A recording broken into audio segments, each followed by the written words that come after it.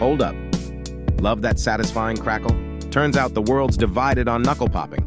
But is it secretly destroying your joints? We've all heard the warnings. Stop that cracking, you'll get arthritis. Let's see if there's any truth to that.